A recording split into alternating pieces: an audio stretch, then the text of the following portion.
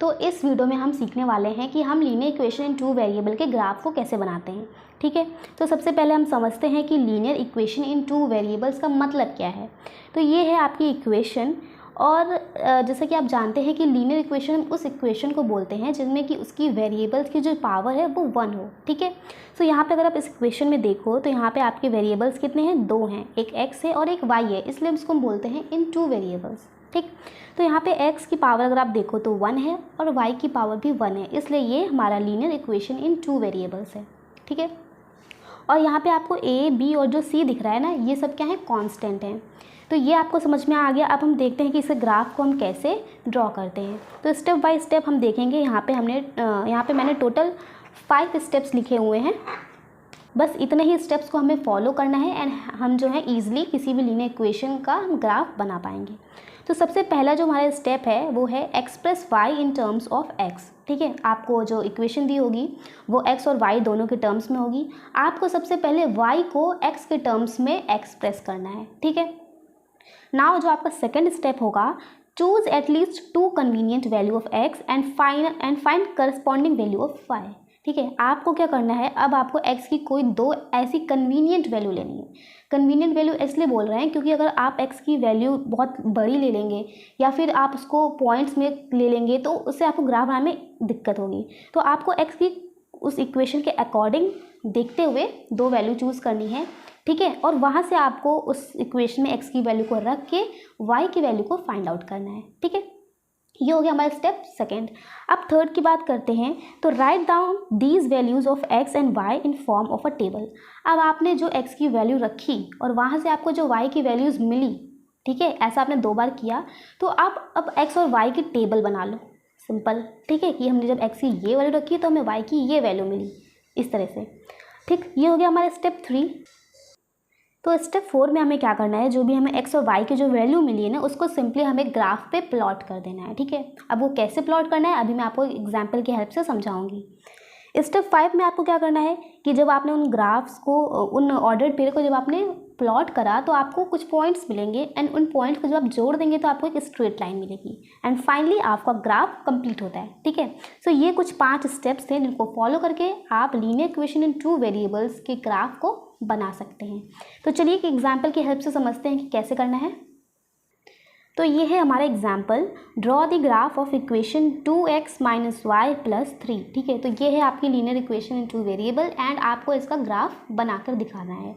तो सबसे पहले जो मैंने आपको स्टेप बताया था, फर्स्ट स्टेप, कि आपको y को जो है वो x के टर्म्स में लिखना है। ठीक है, तो आप पहले इस इक्वेशन को इस तरह से लिख सकते हो, 2x - y + 3 = 0। ये है आपकी इक्वेशन। ठीक है, अब आपको इसको y को जो है वो आपको x के टर्म्स में लिखना है।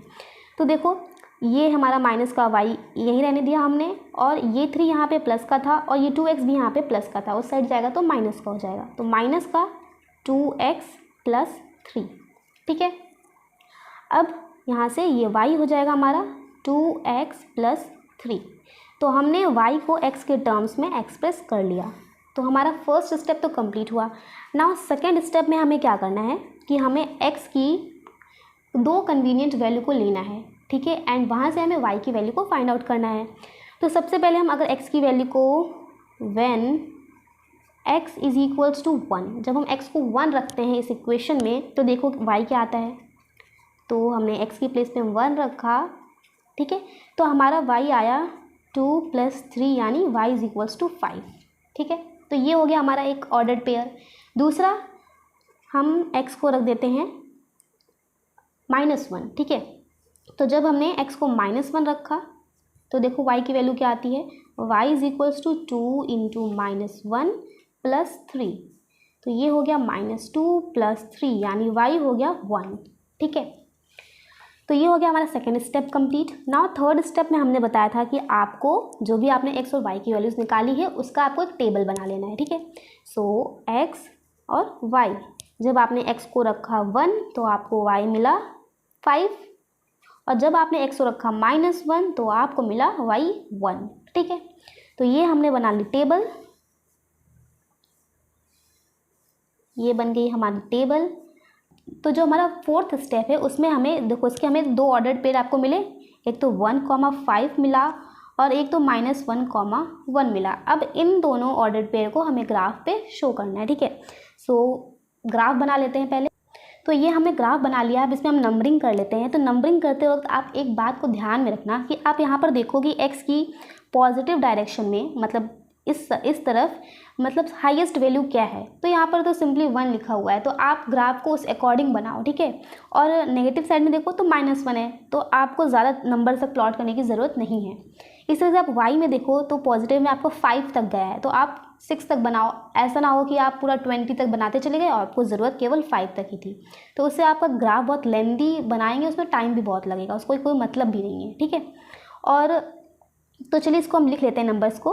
तो हमने यहाँ लिखा 1 2 3 1 2 3 4 5 -1 -2 ये -1 और ये ओरिजिन, ठीक है।